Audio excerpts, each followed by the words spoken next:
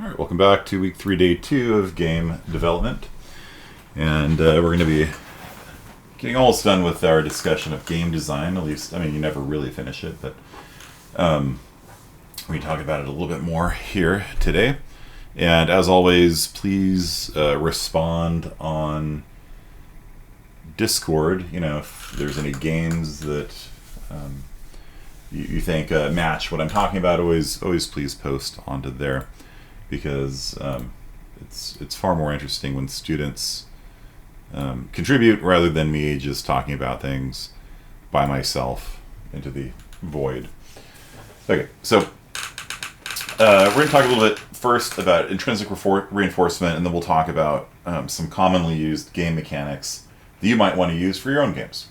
Okay, so intrinsic reinforcement is when you become addicted to a game. It's like, that's one way of putting it, right? Like, you play a game, you get a rush. You know, a Stone of Jordan drops. You're like, oh, a Stone of Jordan. That gives me +1 on all of my skills. What a good item. That is so amazing. And you feel a rush of dopamine and arguably testosterone. Although I just read a paper in I think Nature the other day that said that Tetris does not increase testosterone levels when you win. So I've seen multiple papers that say it does. And Nature's pretty reputable, so maybe it doesn't. I don't know. These things are always taken with a grain of salt, if you know what I mean. So basically, when you win, there's something called the winner effect that has a psychological impact on a person. Everybody wants to feel like a winner, you know. And it only works if there's a bit of a challenge, right? Like, it doesn't work if you're beating up a 3-year-old, you know what I mean? Like, you gotta have some real challenge going on. And when you win, there's like, yes, I won. Yeah. You know, if you ever see a soccer player who wins the World Cup, they go, yeah, you know, or they score a goal, they slide on their knees, and the announcer yells, goal! You know, and the crowd goes wild. And the reason why the crowd goes wild is because if that's your team, they're experiencing the winner effect also. There's a really interesting psychological element to spectator sports, right? I've personally never been interested in spectator sports. I don't watch video games on Twitch. I don't watch football games or baseball games. I played baseball, and I played soccer for years. I played 14 years of soccer. I played baseball for about 7 or 8 years. I played volleyball for 4 years or so, and did reasonably well. I was something like the San Diego County MVP or something like that my senior year of high school. But I have no desire to watch volleyball games. You know what I mean? Like, the Olympics were just, you know, a couple weeks ago, and no desire to tune in, no desire to watch it. I've literally never had any desire to spectate a sport. Even for video games, like, the only time I'd watch somebody else playing a video game is like if there's like some like, you know, how do you get to the secret level in Mario World 5-7, and somebody posts a video of like, oh, you have to jump here, then here, then here, there's an invisible block, you jump on that. I'll watch it for that, but I don't, you know, I honestly don't even get the whole Twitch streaming thing or that whole business. Like, why is Ninja a millionaire? Like, I don't know, I don't get it. And what position in soccer? I played center defender most of the time. And then they put me on offense for some reason, and I did surprisingly well in offense in my first couple of games, so they just left me in offense, even though I kind of sucked at offense. I don't know. You score a couple of goals, within the first 5 minutes they put you in. They just believe that you're good at offense, when it was kind of just luck. Yeah, like, there's this whole, like, Twitch streaming and professional streamers and all this kind of stuff that play Fortnite and, you know, every game in existence. It doesn't make sense to me, but it does make sense to me because the winner effect applies to spectators as well.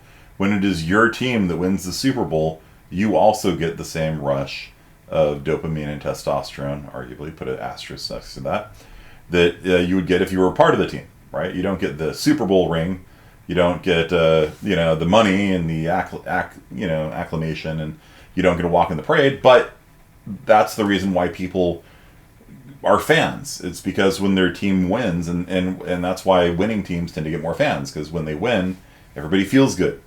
and yay, we won.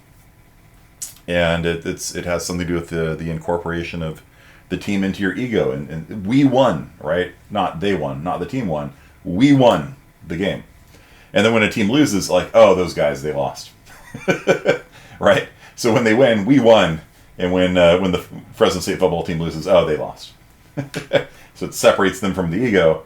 So when they win, you get incorporated into your ego, and you get the benefit of the winner effect. When they lose, oh, those guys, or sometimes they blame it on the ref. Oh, the ref's bad call cost us the game.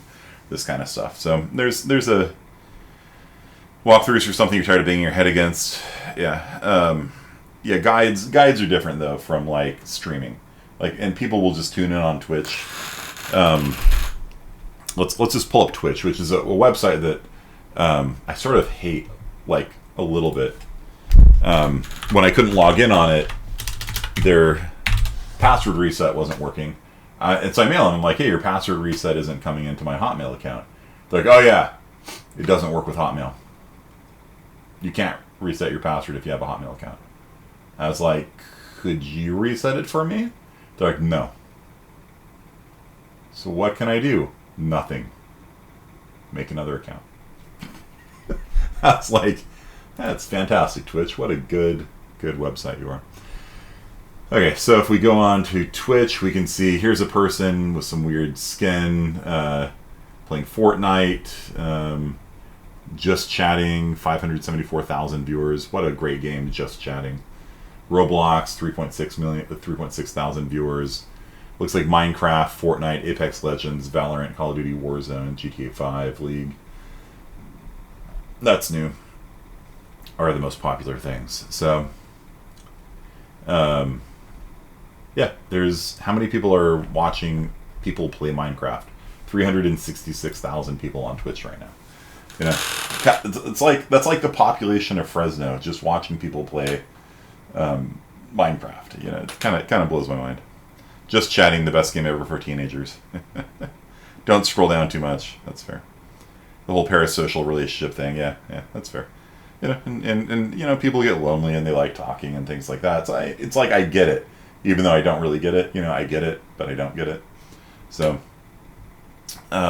if you want to make your game addictive, what you do is you give them rewards and you give them unpredictably. Because predictable rewards, your brain will account, you know, they'll account for it. You know what I mean? Like, if every 10 minutes you get a gold piece, you don't get a rush of, you know, reward for that, you know. You might put that into your game and, you know, just every time you play, you get a point or whatever. But that can't be the only reward. And so the rewards have to be unpredictable and they have to come in power spikes. And so some people will play Destiny 2 forever and ever. You know, and every time you play a game of Destiny, like you get, you know, a little bump to your light level, right? Like it's frankly a really ridiculous design. It's a really ridiculous game design. It's just you have a light level, and the light level is just how good you are. And my friend is still grinding RuneScape, trying to get 200 million XP and all skills. Yeah, he's chasing those power bumps. You know what I mean? You know, in Destiny, every time you play, you get a little better. You get a little better. You get a little better. Never-ending treadmill. Just goes on forever. When people hit cap, they quit a lot of times, and so game companies will release expansions. The level cap on World of Warcraft has been increased by 2 levels, and then people go in and grind and get better at it in the game, even though they're really making no progress whatsoever. That's why it is called a treadmill, right? I used to have a friend that DM'd a lot of role-playing games, and he DM'd a game called Rifts, and basically he's like, it doesn't matter how good the PCs are, I'll just make the monsters stronger. So if the PCs are now doing twice as much damage, the monsters have twice as many hit points. And I'm like, then everything's pointless, isn't it? He's like, yeah, but that's not the point of the game. You play the game to play a role-playing game. He's like, I just balance combat by just looking at how much damage the PCs do. You know, first round of combat they do 50 damage. Okay, monsters have 200 hit points. There you go. That's how I, you know, he's like, I don't look at the rule book or anything. Just I just see how much damage the players are doing, and just add a multiplier on top of that based on how long I feel like the combat should run. If it should run 4 rounds, okay, the monsters have 200 hit points. And then you can sit there and give out anything you want to the players, and they love it. Oh, I just got a experimental pyro las gun. You know, it's twice as good as my current weapon. Holy smokes, that's so amazing! And they get the winner effect. They got a huge bump what they think in damage. Wow, I'm doing twice as much damage as before. I was doing 50 damage before. Now I'm doing 100. How amazing! What a great DM. This is such a good time. And then the next time they go into a fight, the monsters have 400 hit points instead of 200. Wow, we're fighting such strong monsters. Before we were fighting the Imperial Guard. Now we're fighting the Elite Guard. Holy smokes, these guys are tough. Man, they have 400 hit points. That's incredible. And as long as players don't wise up to the fact that they are treading water, they're literally walking forward on that treadmill and going nowhere, then it's fun for them. They're like, wow, this DM is so generous. He gives us such good stuff, and these combats are so epic. They just get harder and harder. And man, if we didn't have that pyro las gun, man, we would be toast, you know. So I don't understand the sports team versus your games argument, though. So spectator sports, the reason why people watch spectator sports is because it allows them to get the feeling of achievement and the feeling of accomplishment without actually having to be good, right? And when you spectate Ninja, who's winning games on Fortnite, then you get to celebrate when he pulls off 3 wins in a row or 7 wins in a row or whatever. And there is a social element obviously to it too. There's the tailgating, or on Twitch people will chat with each other and post emojis and pog and all this other kind of stuff. I never watch Twitch or live streams except in a muted tab. Yeah, I don't know. Like frankly, I would much rather play a video game than watch a video game. It just seems more fun to me. You know what I mean? Like, unless there's like, I just can't figure something out and somebody's posted a guide, which isn't exactly the same thing. Like, I frankly don't understand it, even though I understand it. Okay. So, yeah, and I'm not actually being that sarcastic for it. Like, I have friends that make money doing that, you know. It's like, that's their career, and if people are willing to give them money for playing video games, it's like, bro, you're living the dream. You know what I mean? Like, that's that's cool. You know, people will pay money to watch you play video games. Do it. Like, you know, it's all good. You know, I'm not really even being that sarcastic, and it's just me personally. Like, I would just much rather play a video game myself. You know, so basically, if you want to make your game addictive, there's some really deep psychological hacks you can do. And Blizzard software has been really good at them. Like, people play Blizzard games forever and ever and ever, despite there being no new content. You know what I mean? Like, they don't release new content very much at all. World of Warcraft, I guess, comes out with a new expansion pack every couple years or so that has 40 to 80 hours of new content in it. And then past that point, it's just grinding. Okay, well, if you want to get this pair of boots, you have to get the highest level of reputation with the Furbolg faction. And the only way that you can get reputation with the Furbolgs is if you pick eggs for them off the trees and do the daily quests. And you do the daily quests every day, 8 daily quests a day for a month. And then you'll get revered with them, and then they'll give you the boots. And so they just do things like that to just really drag out the end game. But like in games like Diablo 2, yeah, they throw loot at you. And there's a lot of loot at the beginning. Like, when you start playing games like Diablo 2 or Path of Exile, you are constantly getting new gear that's better than what you had before. You're constantly upgrading, throwing away the old stuff, getting the new stuff. And what they do is they slow it down. So as time goes on, the odds of you finding a new item better than your old ones decreases, because when you find a new best item that just happens to have the 3 modifiers you need, the only item that would be better than that is one that has those 3 items you need and then a 4th good modifier. And you find that one, the only thing better than that is one with a 5th modifier. And it's exponentially more rare, you know, to get the exact combination. When there's 500 modifiers, to get the exact combinations you need. And then after you've gotten all 5 of those, then the only thing that's better than that is one that's the same, but with higher numbers.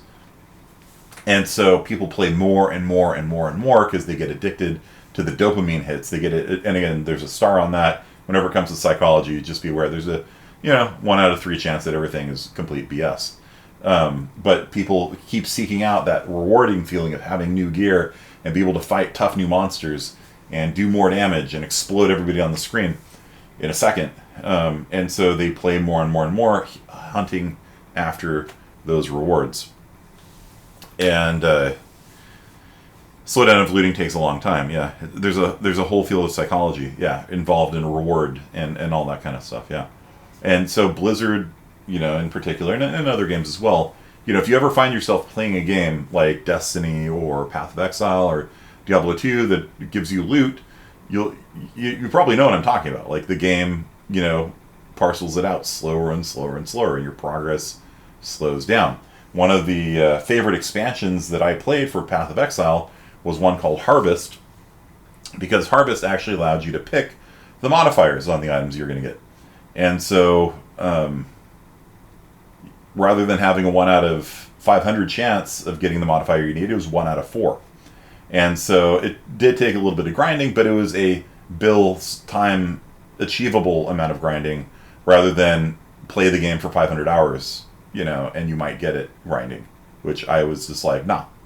Like, my psychology is like, no, I'm not grinding 500 hours to get this item that I need. I'm not going to pay real-life money for it either, so I'm going to play until I hit a wall where my character can't progress anymore until I grind, and then I quit. And when I played Harvest, it was like, wow, I can actually make the items I need. This is amazing. And so I actually played the game quite a lot more, because all the places where I'd get stopped before, because there's a sign saying your character has to be this tall, you must have a light level of 800 or whatever, in Destiny terms. I was able to actually surpass that, because the game allowed you to control the randomness. And I was able to actually get the items I need. I was like, this is amazing. And then they're like, yeah, that was a mistake. And so they got rid of it. Never again will we make the game that easy. I'm like, bro, okay, uninstall. And Path of Exile is a game that I've played, I think, probably more than any other game. You know what I mean? Maybe not Quake. But my Quake hours are not counted on Steam. So, it's up there. And I just hate long, grindy things like that. So for me, this model of intrinsic reinforcement doesn't work. But, look at how many people have invested hundreds or thousands of dollars, if not hours, on Overwatch buying loot boxes, right?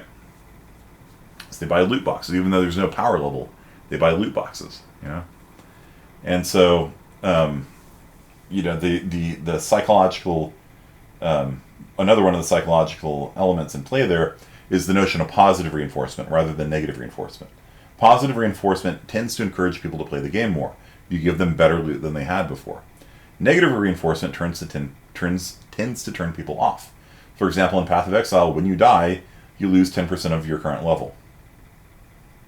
And if you die due to some BS nonsense, that makes you mad, because 10% of your current level at high levels is like hours of gameplay that just lost because you died due to lag or something like that. You know what I mean? Loot boxes are gambling. Yeah, it is. Or they're surprise mechanics.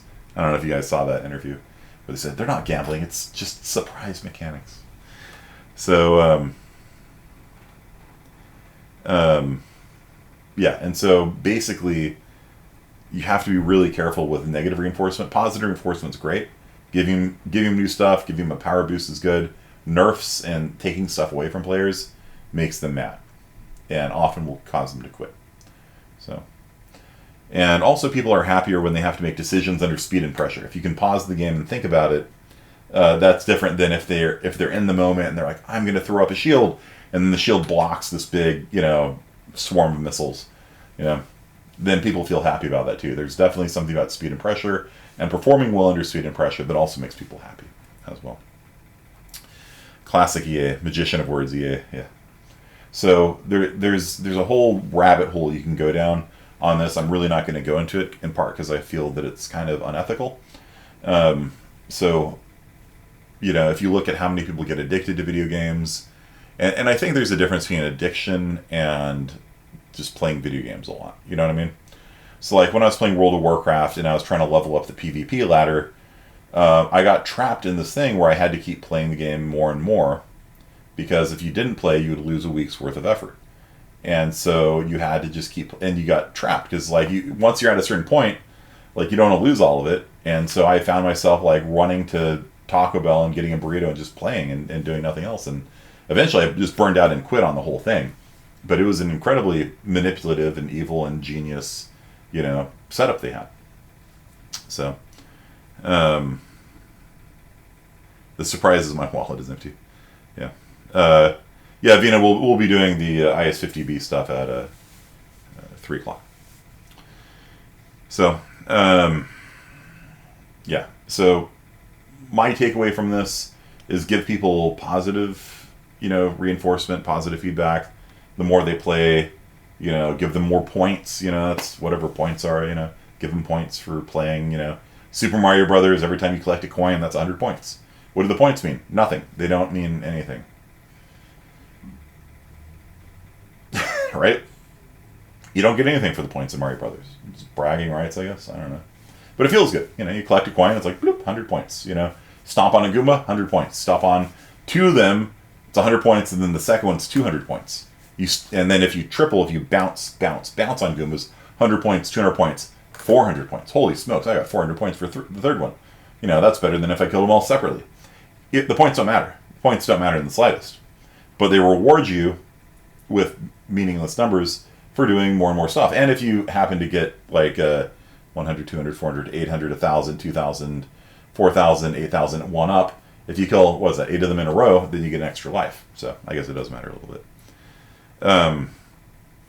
Mostly though, like the game will just reward you with points for killing stuff and collecting coins, and so people just feel happy about it. Like, yay, I got points, and at the end of the level, you get points for all the time remaining, and there's a flag, and it goes, and it just makes people feel good. It doesn't do anything, but it makes you feel good.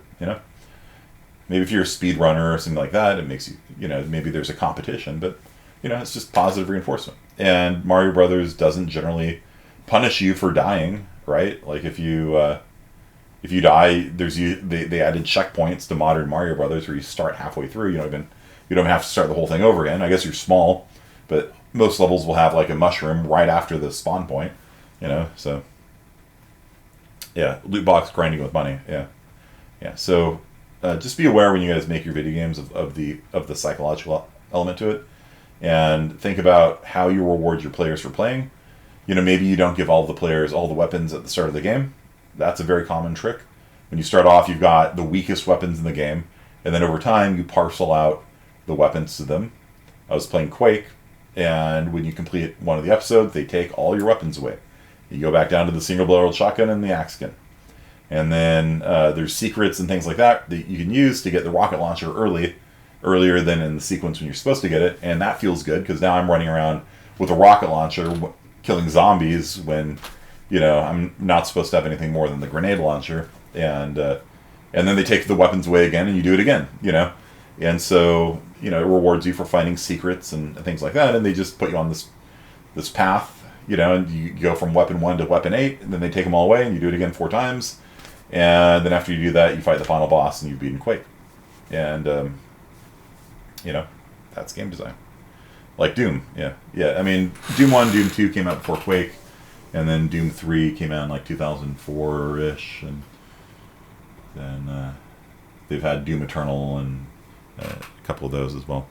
Games are supposed to feel difficult at the start and then get easier as you progress. Yeah, hopefully, especially RPGs. If you do your RPGs right, then you let people do kind of broken, obscure combos and reward them for thinking about it and reward them for putting together good combos of characters and things like that, because it feels good. It feels really nice when you use your intelligence to solve problems, in interesting ways. Cuphead. I never played Cuphead. Nothing exposed that idea more than an Anthem, where the loot scaling was so terrible the first gun you got was the best. Yeah. Anthem had a lot of problems with it. The itemization was one of it. Yeah, we could talk about Anthem all day, but I beat it, and I feel bad for beating it, which you shouldn't do. But, I actually regret beating the game in Anthem, even though it only took 20 hours or something, because it was just literally a waste of my time. I wish I had those 20 hours back. I didn't pay for it. I signed up for a free month of the the Origin Online all-you-can-play gaming experience or whatever. So I paid $1 for that or something maybe. And then it came with Anthem, so I played Anthem and beat it in 20 hours and then uninstalled it immediately because it was such garbage. You need to play Cuphead on PC with a controller if you can. Yeah, I finally got a controller. Well, I had a controller, but I finally hooked up my controller. The Steam controllers went on sale for like nothing a couple years ago, and it's a decent little controller. The only downside is these buttons here. You see them, the X and the Y buttons. They actually push up against this, so like if you hit that button, you hit this thing here, and that's a touchpad, and so it's bad from that perspective. But overall, it's pretty good controller. I just turn the touchpad off if I'm going to be hitting the buttons. So supports indie devs, yeah. There's a lot of games that are really garbage if you play on keyboard and mouse. Sekiro. I don't know if any of you guys have played Sekiro by the Dark Souls developers. Keyboard and mouse was really poorly made. It's a much better game on controller. Witcher as well was designed with a controller in mind. I think it got patched to be a little bit better, but it even still was not a game made for keyboard and mouse, and it really shows. When you do console ports poorly, it's just, it's so annoying.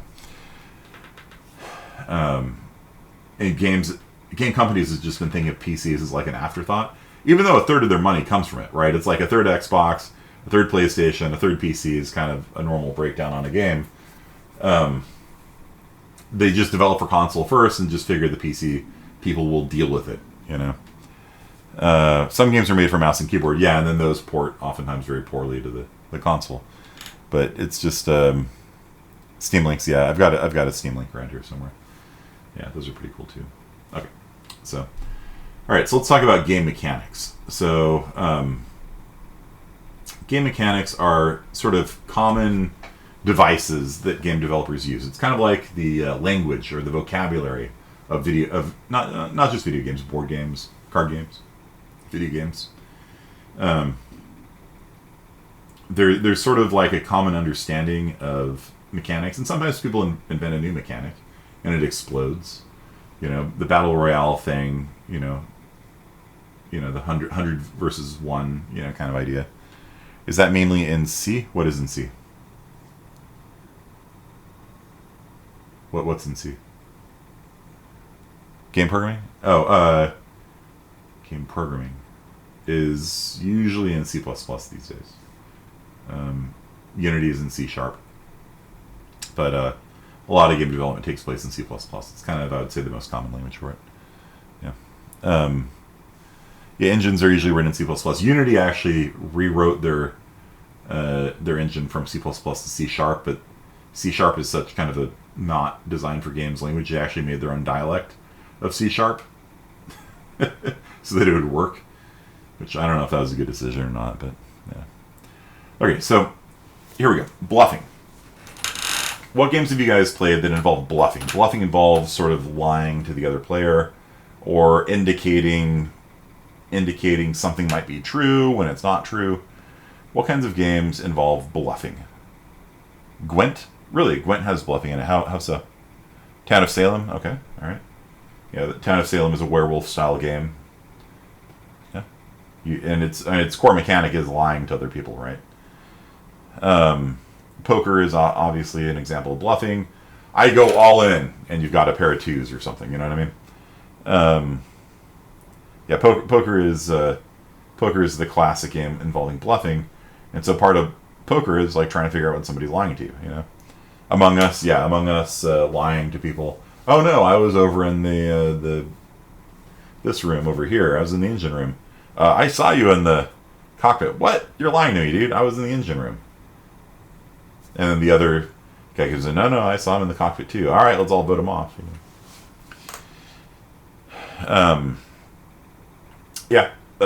Even in games like Age of Empires, strategy games that have fog of war, involve bluffing.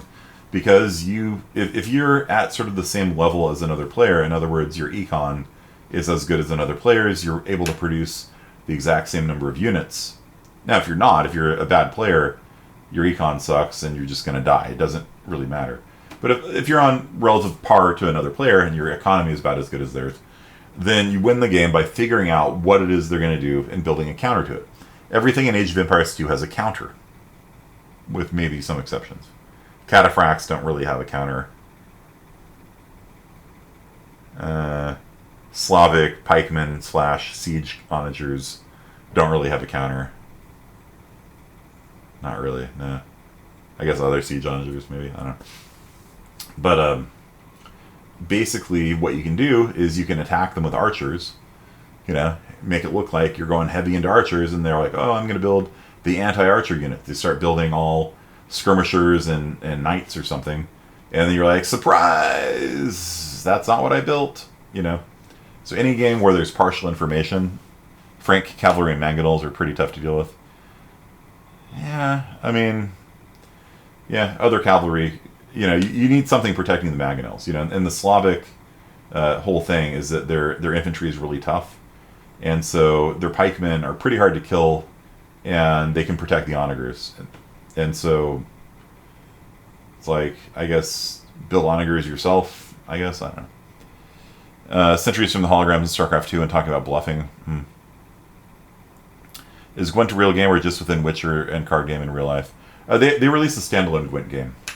I haven't played. I've only played it inside of Witcher 3. If they're good with the mangonels, yeah. Siege and Age 2 is the biggest swing thing. Like, pretty much everything else in the game, if you have a counter for somebody, you can trade off at like 2-1, something like that. But onagers have the ability to trade off at like 30-1. Like they are ridiculously overpowered if played correctly, but they also have friendly fire, and so if you don't do it just right, they will obliterate your own army. So, okay, bidding and auctioning. Have you guys ever played any games that have bids or auctions in it? Like, I'm going to put up this unit for sale, and then people bid on it. Whoever bids the most gets the unit. Nope. That could be a fun mechanic to play with then, right? Start a game of Counter-Strike, we have a AWP up for sale. Who wants to bid on it? Everybody's got $10,000. I bid $5,000. I bid $6,000. I bid $7,000. All right, it's yours. Now you got $3,000 left to, do nothing with. I don't know. MMOs, MMOs have auction houses. That's pretty standard thing. Diablo 3 has an auction house in it. And the only way you could win at Diablo 3 is by going on the auction house, because the items get so rare. Again, we're talking about things getting more and more rare the more the time goes on.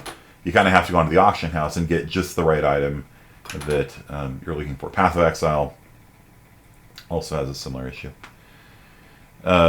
Mainly single player games. Yeah, bidding and auctioning would be, you could probably do it in a single player game. Like, you just have to have an AI doing it. A lot of board games use bid and auction mechanics. Power Grid, they put up a new, like, basically everybody's power companies, and you're like hooking up different cities with power and getting money from the power you sell. And then every turn, new power plants come up that you can buy, and they're always better than the old power plants, right? And they're like more efficient, like they can generate more power for the same amount of coal, or they could be like solar power. And solar power, you don't have to buy fuel for them, right? And there's a market where people bid on the amount of fuel. You have to buy fuel, and the more fuel you buy, the more the cost goes up. And so, yeah, you might get a fancy new coal plant for cheap, but if the cost of coal is really high, did you really win? And so it's got this interesting mechanic where people will bid on, like, they put up a new solar plant, and people will bid on it, And so then, okay, that's your solar plant. Bid on it, that's yours, And so that's the core mechanic of Power Grid. I have issues with the game design of Power Grid, but that part's pretty cool. Monopoly, Monopoly. If nobody buys if you land on a spot and you don't buy it, then it goes up for auction, right? And so it's an interesting mechanic, because you have to decide: am I going to get into a bidding war with somebody? Bid $500 for Baltic? I don't know, And people get into these things where, like, they don't want to lose, and they bid more than they should. It's an interesting mechanic to use. Guessing opponents' actions, that ties right into bluffing, right? But, like, in a lot of games, like, you try to guess what they're going to do. In Dune, the board game, which is one of my favorite board games, when they attack, when there's a fight, people secretly put down cards. One's an attack, one's a defense. Attacks are either poisons or weapons. Defenses are either against poisons or weapons. So if you block the type of weapon they use, nothing bad happens to you. If you don't block it, your hero dies, and you probably lose the entire combat. And so you have to guess, you know, do they have a poison weapon? Do they have a projectile weapon? And if they win, they can pick the weapon back up, so you know that they've got a poison weapon. And so now the question is, they just bought a new thing, and like, is it a weapon, or is it a poison? I don't know. You know, and so there's a big part of Dune is trying to figure out what your opponents are going to do ahead of time. And so far, I've technically never lost to that board game, which kind of blows my mind. Because I don't feel like I really know it very well, or I'm very good at it, but it's just sort of worked out that I've won every game, except one game I threw to my daughter because I kind of wanted her to win. If you guys have never seen the Dune board game, if you're into board games, the Dune movie's coming out soon, I think. This is a old board game. It's a 40-year-old board game, and it holds up. Look at that, 8.1 rating on Board Game Geek, which is as high as it gets. You know, really, there's very few games that score higher than that. And I gave it a 10-star rating. Like it is a fantastically well-made board game, and 6 players too, which is also nice. I don't like 4-player board games because a lot of times I'll have 5 players at a board game night. It's like I want more. Dune works perfectly well between 4 and 6 players. 3 is maybe not. So, 120 minutes playing time. It's maybe a little optimistic. But the game has... Ooh, that's like a laser cut board. That's pretty cool. It's an asymmetric game. There's different factions. And each of the different factions has their own special abilities that are all broken and abusively powerful. But because all of them are broken and abusively powerful, it all balances out. It actually works really well. You can see some of these countries, their generals are much worse. The Trading Guild has a 1, a 3, a 3, a 2, and a 5.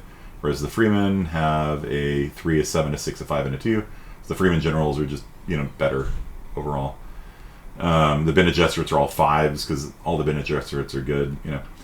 It's for a game that came out in the 70s. It is refreshingly modern and very, very replayable. And I feel like I've gotten lucky to have won every time on it because it just kind of worked out that way. But I threw it once because my daughter was playing as a Bene Gesserit, and the Bene Gesserit, one of their broken special abilities is that they can predict who's going to win the game on what turn. So if I predict that Walker is going to win the game on turn 6, and Walker wins the game on turn 6, I win the game instead. Which is hilarious as a mechanic. It's a really, really hilarious mechanic. Right? Because that means I could help him win. Right?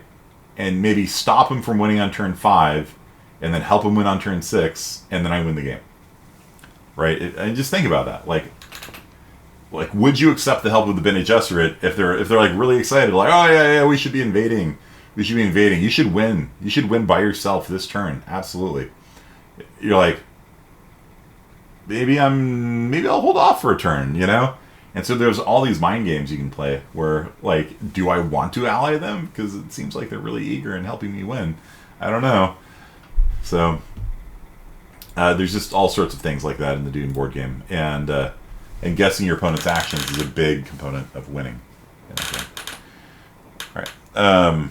Diplomacy is a good game involving bluffing and deception. Yeah, for sure. All right. Well, we'll continue off on these mechanics. I want to get back into Unreal Engine, but I hope you guys have fun talking about these things because I know I do. And kind of the more that you just talk about it, I think the more sophisticated your game designs will be. The more educated you'll be in games because there's a lot of thinking that goes into making a good game. You might get lucky and make a good game by accident, but it doesn't happen that often. Are you guys with me on this? Okay.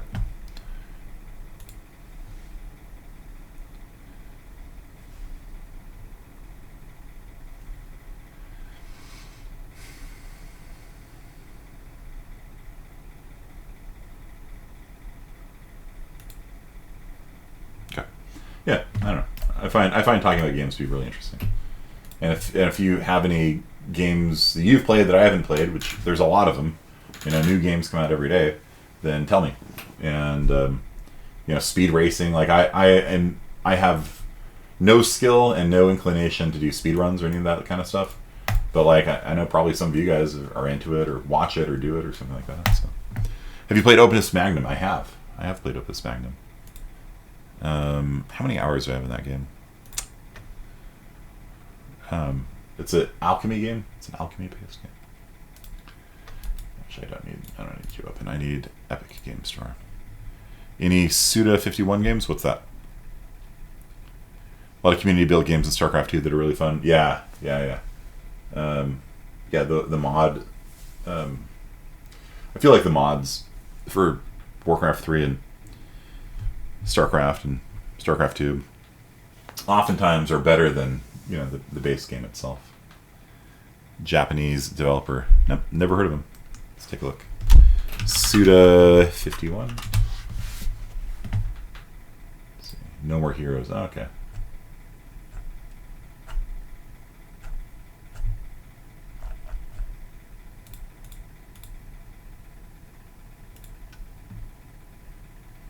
Flower. Oh, yeah. Oh, no, that's not Flower. It's Flower, Sun, and Rain. Never mind. Flower was a good game. That was made by, I think, Santa Cruz or something like that.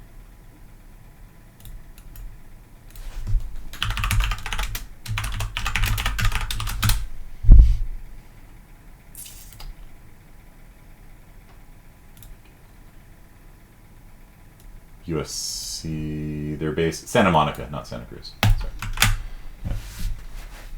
Yeah. He worked at a funeral home before being a game dev. Interesting. I ran an entire YouTube channel for 2 years while transferring from being a local truck driver to web programmer. Those blessed people do that for a living and miss playing video games on my Master Race PC. Haha, JK, all console homies. I like PS4. Your class is getting me to play more games and new ones too with my kids as well. Nice. Yeah, that game company. Yeah. I think maybe one of the people from it teaches at Santa Cruz. Maybe we should ask Navarro. He went there.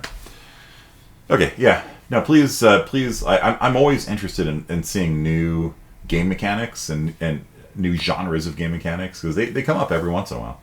Not a lot. Usually people invent something and then people refine the concept over and over again. All right, so Saints Row the third is up right now, and Automata Chef. I've never heard of that before. Let's get that. It's like a factory game, maybe. It's like one of those games where you like put together a assembly line and you put the robots in a certain way so that it builds stuff. Is that I don't know. I've never heard of this before. Resource management puzzler. You design kitchens and watch the genius come to life. Yeah, sure. We'll install it. Take a look at that. Maybe that'll be your next game review. Everybody install Automata Chef and do a game review of it. There's a skill tree. All right, yeah, it does look like one of those conveyor belt games. You assemble things together. Okay. Okay, that could be interesting. Yeah, so I'll put up an assignment for that on Canvas. So everybody download Automata Chef and write a review of it. I'll give you the directions on Canvas. Okay, so let's fire up Unreal Engine and get that going. We're going to finish off our discussion of materials today and start introducing landscapes. If you buy a game on Epic, make sure to use the creator tag at checkout for Kearney. What does that mean? What is the creator tag?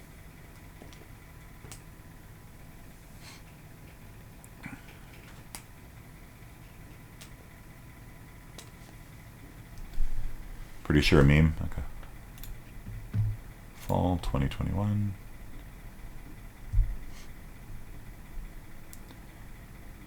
It gives Epic ambassadors 5% revenue from the purchase. Okay. I just purchased it for 0, so I don't know how much that'll do. Oh, what happened to my stuff?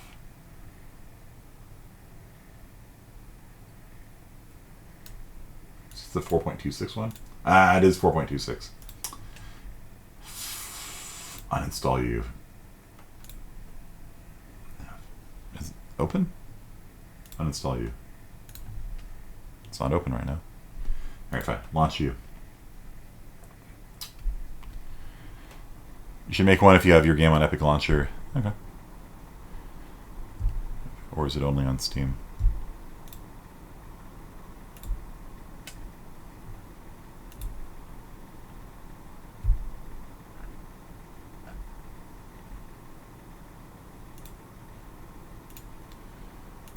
Where are you? There you go. Okay. Fall 2021 in 4.27. There we go.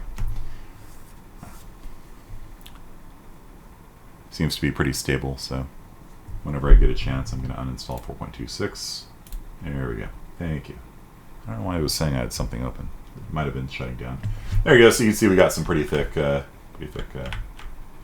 snow there, and this 8K rep thing is just whew, not rendering well. Look at that. Might have to undo that. It's a little excessive. Okay. I upgraded and always keeps the previous installs. It's smart to remove those. Yeah, the only time you would keep an older one is if your game is incompatible with a newer version, which does happen. There's sometimes plugins that just don't work with the new version. That's interesting. Okay, so we're going to keep talking about materials today, and I'm going to make a new material. I think that one I'm going to leave just as it is, but I'm just going to make a new material. So content browser, right click, material, and I'm going to call this one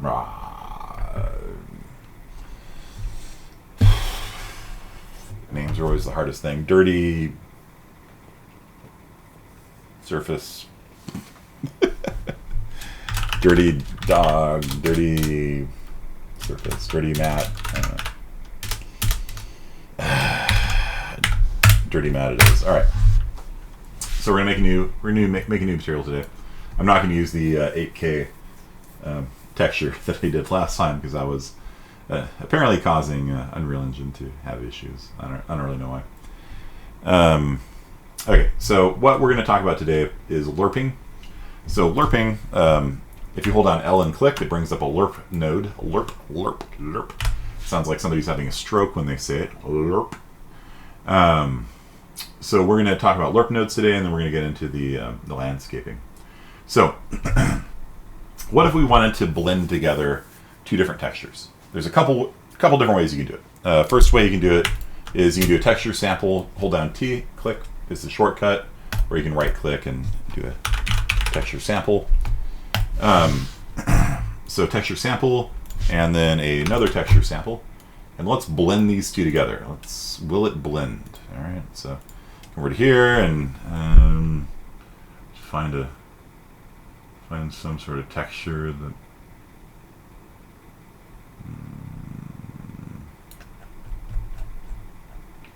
rock ground texture. Okay, sure. That one. And then this one, maybe the snow texture. Snow texture diffuse map 4K. All right, so we got a 4K texture here. That's rock. No, that's an 8K texture. All right, rock ground diffuse map. There we go. Okay, so we got our two diffuse maps here. Diffuse is the same as base color, right? And so we want to add some snow to our rock. Okay, so we want to have some sort of blending between the rock and the snow. And we can do that a couple different ways. We could, for example, add them together, and we can see what that looks like. So let's just start off simple. We'll just start off by hooking up the rock into the ramp here. I'll just save that. There we go. And dirty mat's going to be over here. I'm partly doing this just to get rid of the flickering.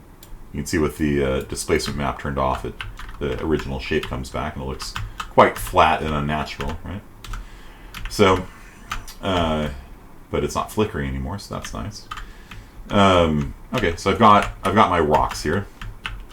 Got my rocks on, and I want to add snow to it. So there's different nodes inside of the material editor here that allow you to mix textures together. So the most basic thing you can do is like an add something like that. We're going to just add in one texture to another. And it's going to look garbage, but you know, let's do it. Why not? It's education. It's an educational day. And look at this. So we've got rocks here that are also snow. You see that? Like, it's not an especially good looking thing, but you know, that kind of shows you what adding two textures does, right? So we've got the snow texture on top and the rock layer beneath. They kind of look, well, they're not really on top of each other. They're just mixed together, and there you go. So what do you guys think of that? Done? Call it a day? Snow rock. There it is. Snowy rock. What do you think? This is a timestamp for myself. Rewatch from the UE launch. Yeah. Moon rocks could use some work. I think so too. So what if instead of adding them, what if we multiplied them? What would that do? Let's see what that looks like. Let's multiply them together. Remember, these colors range from 0 to 1. And so if you multiply 0.5 times 0.5, it'll get darker. When you add them, 0.5 and 0.5 become 1. When you multiply them, they're going to get smaller. All right, so let's save that and see what a multiply node looks like.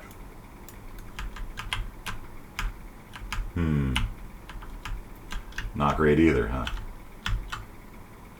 As it turns out, the snow is mostly white, and white is 1. And so it's not really darkening it very much at all, is it? You can see some areas here where there was the black. You know how the snow has these like little black splotches on it? So you can see those are coming through here, right? See that? There's a couple places like right over here. There's like a black smear on it. But mostly it's just still the rock surface, and it's all very shiny. Ooh, look at you. Yeah, and it's very shiny and plasticky looking, like it looks terrible. So what we can do, so these are tools. These are all tools, and you can just play with them. You know, just play with them to get an effect you like. But the lesson, the learning point for today is Lerp. So hold down L and click, and we're going to Lerp between these 2 points. And what does Lerping mean? Lerp means linear interpolate.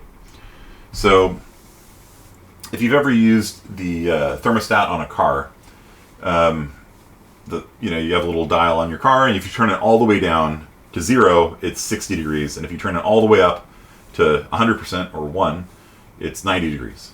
And so a linear interpolation means as you turn that knob and go from 90 degrees down to 60, the temperature will go down and down and down until it hits 60.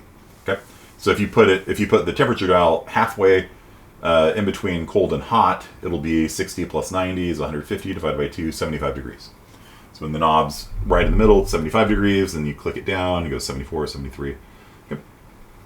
So that's linear interpolation. And you can linear interpolate between textures as well.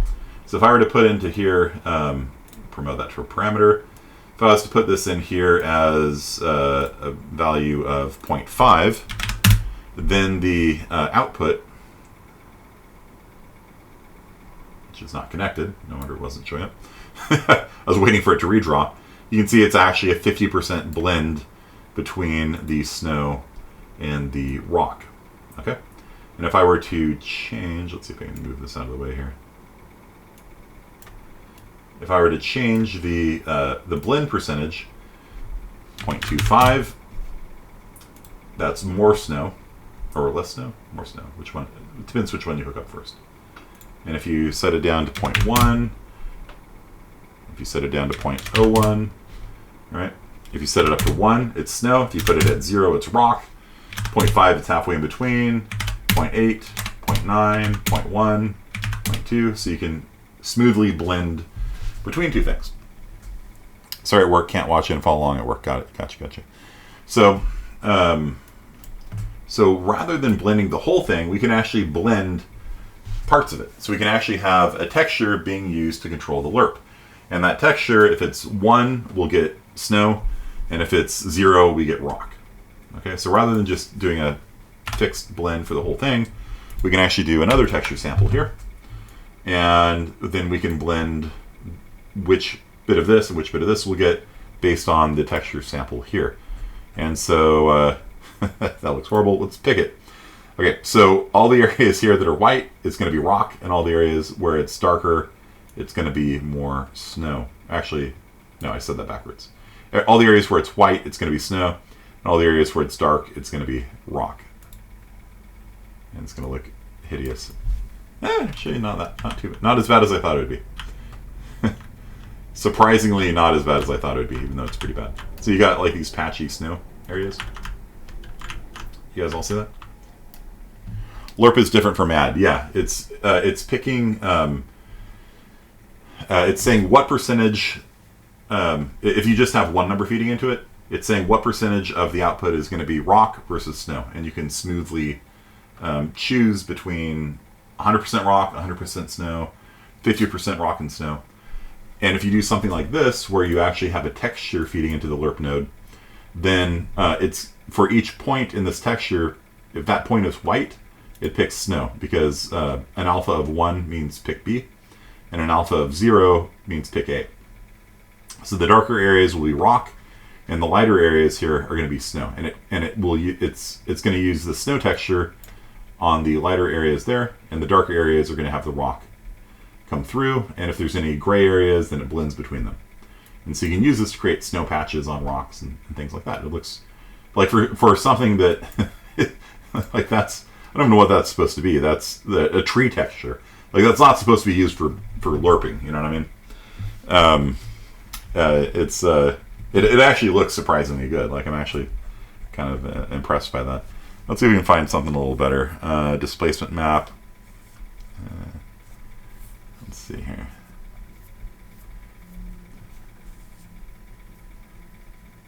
This will be fun. So this is a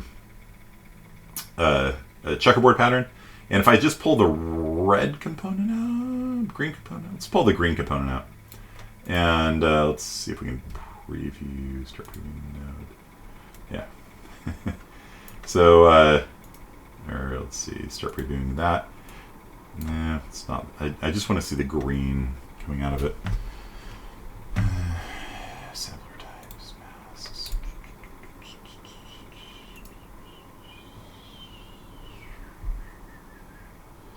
Well, whatever. The green channel is just going to be some of the squares out of that are going to have green in it. The red squares, for example, have no green in them, so they're black, and so it's going to pick A. And for the areas that are white, it's got green in them, so it's going to pick B. So if we hook it up this way, set U as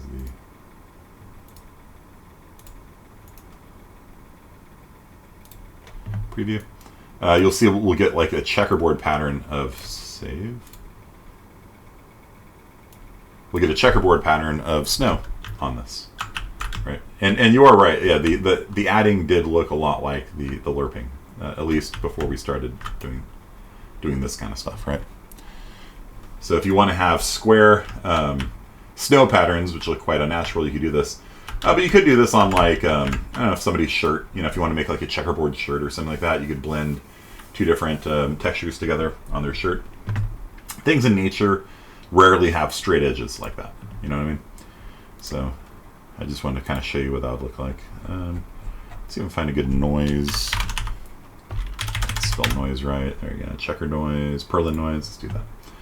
Okay, so this is going to use a noise pattern here to blend them together. So there's going to be areas that get more snow. That's the areas that are white in the noise texture here. Noise texture here. The areas that are white, it's going to pick snow. Areas that are black, it's going to pick rock. And so you can mess with the strength and intensity of the noise and how often the noise repeats. But you can see it actually does a fairly nice looking layering of the rock and the snow together like that. It looks better than the boxes of snow. Yeah. It still doesn't look great, so maybe, let's see, what would we want to do here? Maybe we'll, and for this one, because it's grayscale, the green pinout and the RGB is the same. It's grayscale, there's no color differences. So I'm going to feed that into a multiply. Let's see if we can make something interesting out of this. Turn U into a parameter called, I don't know, sharpness or something. And we'll set you to like 2 by default. Save. And if I change that to be 3,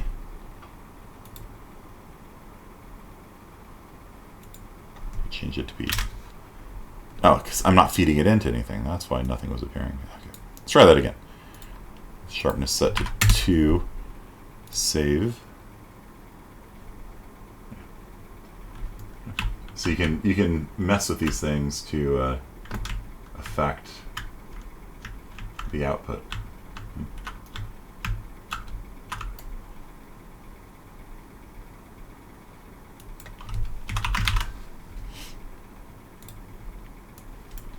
We can clamp that to,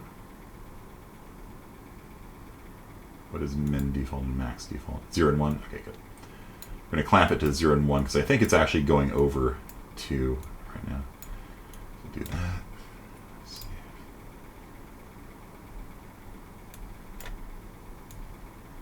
Okay.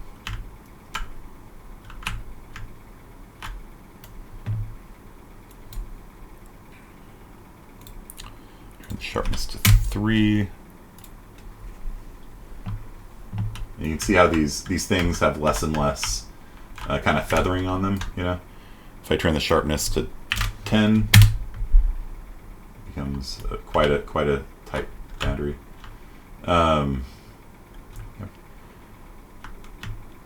It's actually going to use more and more of the white. Sorry, I was thinking of exponentiation.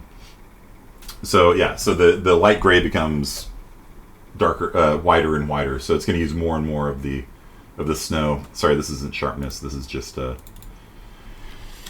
snow bias, which will increase how much snow there is. And if we turn this down to like 0.5 and do that, then you'll see you can play with those. Let's do exponentiation, maybe. Yeah, let's try that.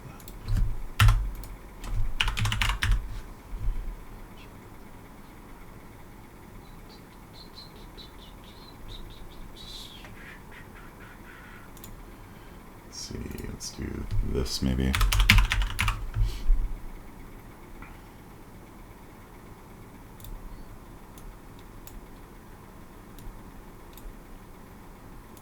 going to square the value right now.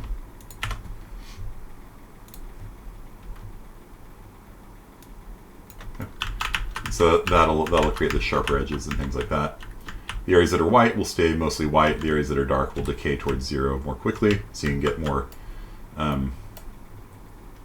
obvious patches of snow on it. Yeah. And then if you want to multiply that to strengthen the patches of snow. So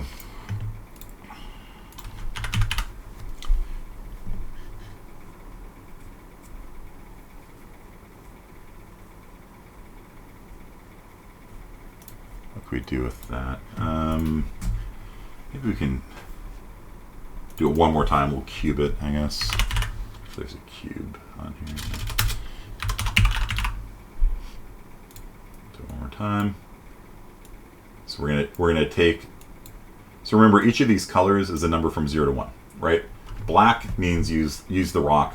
White means use the snow. I'm now going to take the value to the third power. So if it was like 0.5 before, when you square it, it becomes 0.25, so it uses more rock. If you square it again, it becomes 0.125, so it's almost all rock.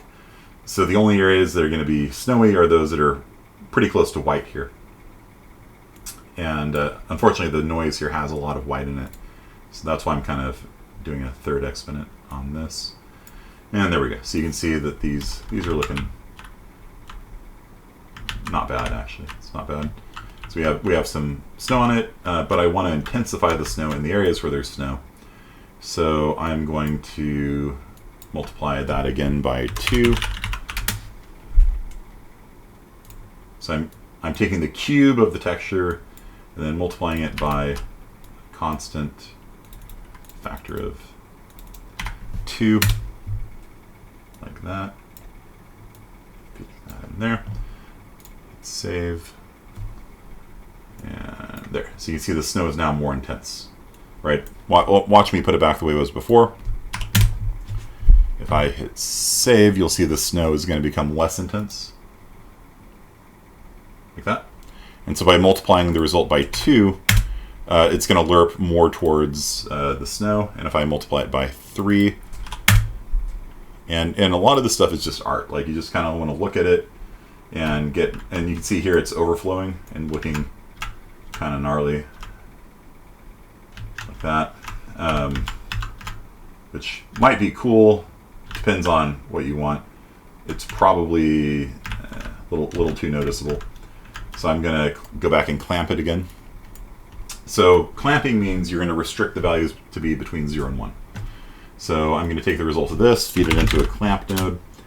The clamp node says if it's less than 0, set it to 0. If it's greater than 1, set it to 1. That's it. And if it's anything in between, leave it alone. So when I feed that in there, then you can see that weird blue alien patch went away. But we've still got these fairly distinct zones of snow on it that layer on top of the rocks. Okay. Now this thing does look very flat and very unnatural and very plasticky, so let's go ahead and get a normal map in there. So the normal map is going to be a texture sample. And since the rocks really should be controlling the bumpiness of it, the bumpiness of this thing should be from the rocks, then we're going to use the rocks normal. Rocks, was it 8K? Was that the one that we got? What was the name of this? Rock ground diffuse, rock ground displacement, rock ground normal map. That's the one we want. And that feeds into here. And now, when I save it, watch what happens. It's going to start simulating the reflection of light off those rocks. So right now this thing looks like just this plastic cube with wallpaper on it, right? And so what we're going to do is we're going to start simulating the reflection of sunlight off that surface, even though it's a flat surface. We're going to pretend it's not flat using the normal map. So I hit save, and there we go. So now it looks a lot better. Okay. And if you look at how the light reflects off the pieces on it, they're reflecting off the individual rocks, and the shadows don't reflect off them and stuff like that. That looks better. Still not great. It's kind of stretched out there and stuff like that, but it looks better. And the snow just kind of has the same normal map. You see how the light reflects off the snow here? It's because the snow is kind of coating the rocks, is how I kind of imagined it. So we're adding the snow on top here, but I'm not blending in the normal map from the snow. So I'm using the normal map of the rocks so that the snow that's on top here is going to reflect light based on where the rocks are underneath them. Does that make sense to you guys? Might be a little bit high level. I don't know. All right, see you, Fragments. You make cool stuff with texture mixing. Yeah. So the upshot of the Lerp node is that you can take one texture and another texture, and then use another texture to pick between between the colors of one or the other. So if it's white, it picks B. If it's black, it picks A. And so you can mix together different things that way. And so we got here some dirty snow, and we can add some noise to it as well. Like we can actually add some just random noise to it by lerping in another thing if we wanted. You can tile the texture you use as the alpha. Does this mean you can tile the texture you use as the alpha? Any texture can be used as the alpha.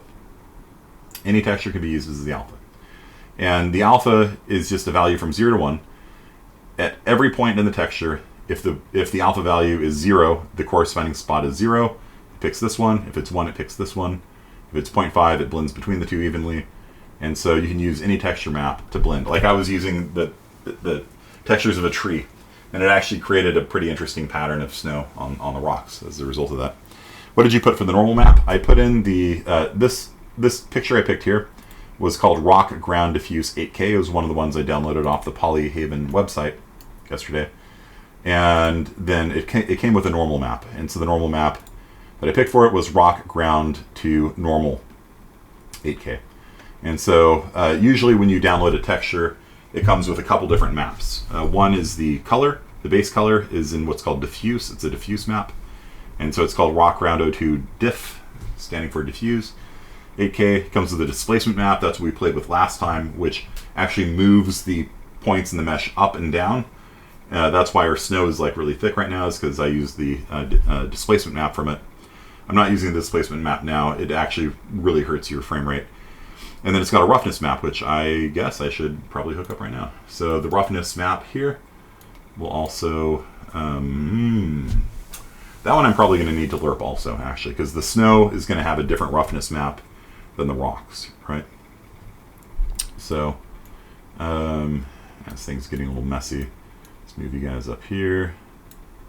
So this is all that base color stuff. We're going to get all you out of the way over here. So that's the base color stuff, and I'll screenshot that for you. Okay.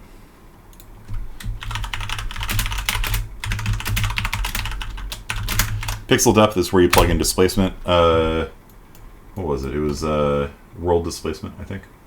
And so in order to enable world displacement, you have to come down on the bottom left in the details panel down here. And you have to turn on tessellation. Tessellation means it'll actually add more triangles to a model when it decides you need it. So you have to come in here and choose tessellation on, flat tessellation. And if you do that, then that pin will turn on, and you can feed the displacement map into it. And then it will add detail to the surface. That it's a nice look. Like when you look at it sideways, it won't have a flat, sheer line like this. You know, this looks very unnatural, right? But triangle tessellation, yeah. Oops, what did I do? Okay. So, yeah, you turn on flat tessellation there. Okay, so what was I going to do? The roughness map, right? So let's do another texture sample here, and we're going to go into rock O2 roughness map, and I'm also going to need to get the roughness map for the snow, because the areas where it's snowy, I don't want it to. I want it to be shiny, right? Because it's snow.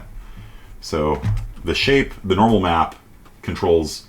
The normal map is like what angle each point on the surface is, so it simulates having rocks and things like that by reflecting light off as if it was bumpy and curved and stuff like that. And I wanted to just have the snow use that one because the snow will kind of conform to the shape of the rock beneath it. But for this one, I want the shininess actually to come from the snow if it's snowy there. So this is the roughness map for the rock, right? Yeah. So I'm going to add another roughness map for the snow. I'm going to come in here. And you will be snow rough 4K. There we go. And these two, we're going to lerp them together as well. So hold down L, click. Hold down L, click. There you go. A is rock, B is snow. And whether we get rock or snow depends on this guy right here. Because this whole computation we're doing here, all this noise, it's just noise, it's random noise. But every point on that noise is going to tell me whether to use the rock or use the snow for the color.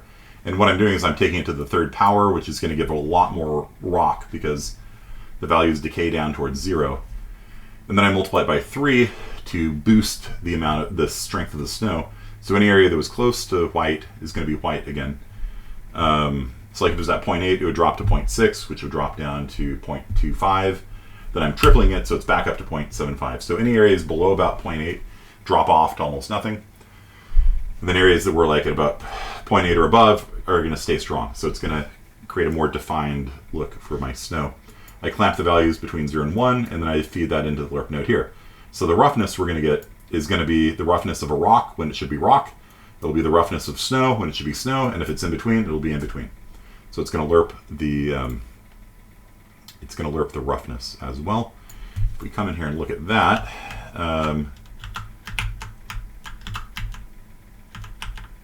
looks pretty good, I think.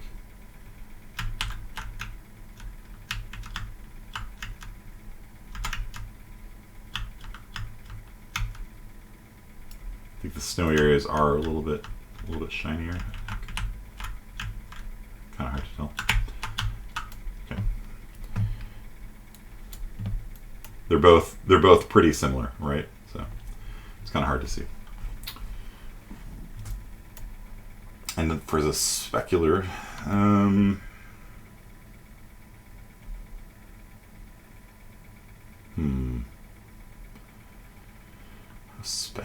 this? I'm gonna try this. How do I want to do this? Set a constant for now. Just gonna turn down the specular highlighting a little bit.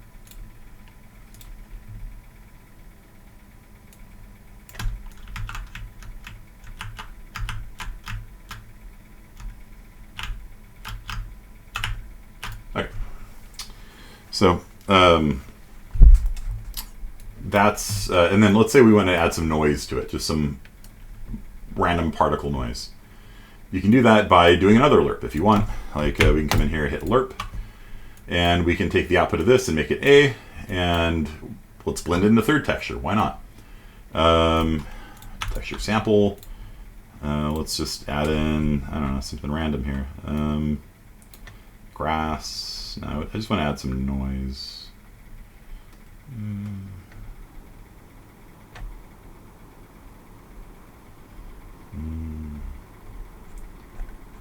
Yeah, we'll just use Perlin noise again.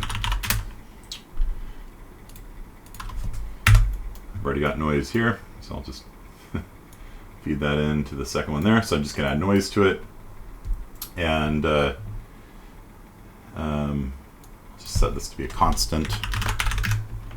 And I'll make a parameter, why not?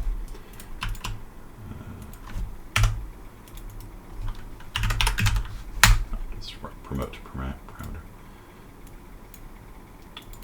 Call this one noise alpha, which will range from 0 to 1. And the output of this will feed into base color. And hit save. It's 0 right now. So it's gonna, right now it's 0. So it's just gonna show nothing. Right? Looks the same. Then if I increase the value to 0.5, if I increase the value to 1, if I increase the value to 0, decrease the value to 0, 0.1, 0.2, 0.3, 0.5, 0.7, 0.8. Okay. So what I'm doing is I'm just blending in more and more textures with each other. And this one is just a straight up number. It's not using a texture to blend. It's just blending. It's just adding a little bit of noise to the texture. And we do that a lot of times to break up repetitiveness. Like you see this wall here, it's very repetitive, right? And they've actually added noise to it. Like if you look at it, you see how there's these like black speckle patterns and things like that on it here. They've already added noise to it, so I don't need to. But like, if I save it, yes please. If I put dirty mat up on the wall here, I need to mess with the text coordinates. So.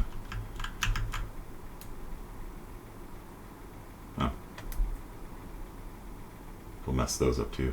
I'll need to make a material instance out of it, which I don't really want to take the time to do right now. But it's a very common thing to just add noise to a texture and like use the noise to break up repetition. So if you've ever played like a video game where you can see the texture repeating,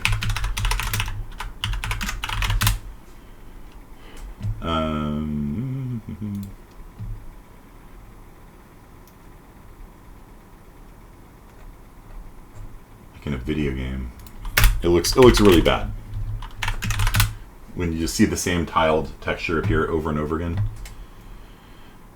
Yeah, like that. Like if that's your wall, like do you see how bad that looks? Like it's just, for one thing, you want your texture to smoothly blend into itself in the north, south, east, and west directions. Like you want the pixels on the edges not to be that, you know. But imagine you have an entire wall that looks like that. Like you could just see the tiling. You know what I mean? Like, like it just looks really bad. They've done a little bit there to modify it, but it's still like you just see that band over and over again. It's terrible, you know. So you want to add noise to it so that the human eye is really good at picking up patterns. Yeah, like if you see something like that, it's just like yeah. I didn't play video games in the 90s to have the 90s attack me like this. You know what I mean? Like you can fix it. Cool. Yeah. So, you know, for one thing, they have a seam on them, right? So the human eye picks out lines especially really easily. But just the fact that it repeats over and over again is just garbage looking. And so, yeah, Minecraft, yeah. Right, but I mean, that's kind of Minecraft's aesthetic, I guess, is to have a terrible graphics. I don't know. Yeah, here you can see the same texture repeating over and over again.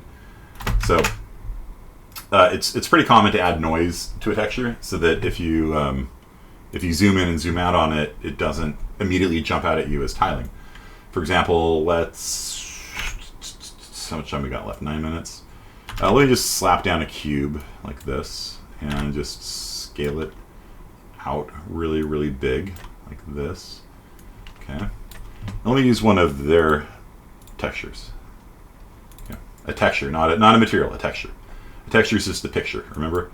If I slap that on there, you'll see that this thing just, it just doesn't look good, you know what I mean? Like, it'll just keep repeating this brick pattern over and over again. You know, are you guys with me on this? Like the fact that it's got a normal map, you see how the light's reflecting off? Like it's a curved surface. It's not a curved surface. Right? It's a wireframe. You know, it's just a couple triangles. But you see how, I mean, that part looks nice. But you see how it just kind of repeats the texture over and over and over again, right? So that's why we don't usually use textures in our world. We usually use what are called materials, which is what we've been working on, which is a texture plus other stuff. So if we go into the materials folder, let's look at the grass on here. We look at the grass on here. Do you guys see the repetition? Oh, that snow's going to kill me. All right, your grass now. All right. That's actually really blurry. Your gold. Do you guys see where do you see where the thing tiles?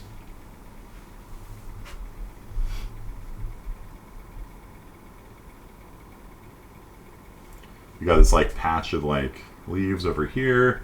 Got a dry patch over here. There's like this kind of jumps out at me. Like my eye is kind of caught on this thing right here. So I'm kind of looking for. At first I thought that was the same thing, but it's not. You see that? That and that are actually different. And that's also different. You guys see that? Like they did a pretty good job with the basic textures. And what they're doing is, if you're actually ever curious how they made it like this, because this is nice. It's actually really nice looking. You know, it's flat. It doesn't, it doesn't obviously have a displacement map, so it's, if you get in real close, you can see the pixels and things like that. But just as sort of a first, pass at something, not having tiling like that, it's pretty good. If you ever want to see how they do it, double click on it. You can open up all of their materials, and you can see they got stuff going on in here. Okay, not a lot of stuff actually. It's but stuff, right? And so what they've got here is something called macro texture variation, which is a nice technique that uses Lerp. Yeah, okay. And what they do is they have a texture sample, and that's just a picture. And remember, the pictures will just tile over and over again by default. And so what they're going to do is they're going to blend 30% green into this. So they're going to make it greener. They're taking a color and blending in green to it. So they're taking this texture and making it greener. Why? Because they've probably got it elsewhere somewhere in here. Maybe they don't, but they just want it to be more green for some reason. Okay, cool. And then they've got this noise pattern here. And this noise pattern is going to pick between the output of this Lerp node and this texture sample here. So the areas that are white, it's going to take this texture sample that's been made green, and the areas that are black, it's going to take the results of this one. So what it's doing, it's blending between two different textures using a noise pattern. And that noise pattern is T macro variation is the name of it. So, and you can use that yourself if you want, macro variation. And so it's used to pick between different outputs. And okay, so well, where does that one come from? Well, that one's blending between this one, the micro texture variation, and the base color. Okay, so we've got three different things that are being blended together here. So it's going to be taking the noise here and lerping between negative 0.25 and 2, clamping it to 0 and 1. So they're taking, this is also the macro variation, yeah. So they're taking this noise pattern here and blending between A, which is our base grass kind of thing here, and B, which is our dead grass. Oh, I see, it's the tint that's actually being lerped. So it's actually going to add dead patches of grass on it. So it's taking the dead grass color, and the areas here that are black or white are going to turn into dead grass, and the areas that are black are the living grass. And then the results of that get blended together with this. These text chord nodes are going to have different scales than these over here. So these text chord nodes are 0.75, this one's 0.5, this one's 0.05, and this one's 1. So what's happening is that you're actually layering textures together at different scales. So there's a more high frequency texture on top of a medium frequency texture on top of a high frequency texture. And so even if you apply this texture to a giant surface, you won't see any tiling on it because it's using these repeating irregular noise patterns to pick live grass, dead grass, this other thing, and it mixes them all together. And so you can zoom all the way out and zoom all the way in, and your eyes won't pick up that texture tiling. It's a really neat technique. Yeah. So, and if you look at like the gold here, right? Do you see how it's not like obviously tiling either? You know, this double pit here kind of jumps out at me, but yeah. So we didn't get quite to landscapes today, but that's okay because your homework assignment for tonight is to write a little essay analyzing that game that I talked about earlier on the Epic Game Store. So I want you to play the game for at least an hour, maybe an hour and a half would be fair. Last semester over summer, I issued a homework assignment and the student wrote his review in 10 minutes. And I'm like, I guarantee you didn't play the game for an hour, dude, because you wrote it in 10 minutes. So play it for reals, please. Even if you hate it, you can still learn something from games. And we'll pick this up on Tuesday, and we'll go into landscapes then and make materials for landscapes. Okay. So lerping is a really good technique. It's really nice because you can blend different things together in different amounts. You can either do per pixel blending, which this is doing here, where it's using a texture to pick at each individual pixel which one it's getting, or you can just blend something just flat, 10% of B gets added to A. And both approaches work quite well. And by messing with the texture coordinates, which I don't have on here, you can actually have higher frequency noise and medium frequency noise and lower frequency noise. So when you zoom in and zoom out, and you can use the noise also to blend the textures also in different ways, then you don't see those hard edges on the textures as they repeat. And then you got a nice looking material. Automashef. So, yep, just play it. Write like a one-page essay. Talk about, like I said, the assignment will be up on Canvas, but basically you're going to just talk about what kinds of new mechanics they have, what was fun, what could be done better, that kind of stuff. Okay, so your mean old professor is ordering you all to play video games again. It's a tough life. It's a tough life, I tell you. I don't have time for video games. Professor, I got lots of video games to play. I don't have time for video game homework. I'm gonna drop the class now. Making us play too many video games. Just an hour. It's not too bad. Okay, so that's it for today, everyone. And IS50B people, I have other games to play, yes. I have too much Destiny 2 and other addictive things to play. Don't have time for Automata Chef. Alright, I'll see you guys on Tuesday.